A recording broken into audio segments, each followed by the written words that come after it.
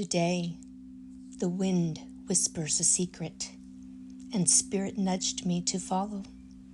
Beneath the hush of gray skies, where dew clung like memory, the forest placed a gift at my feet, a hornet's nest, weathered and wondrous, woven in silence, shaped by devotion.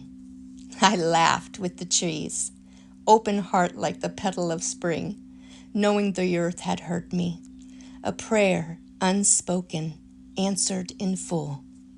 Gratitude blooms in every step, on moss-lined paths and sacred ground.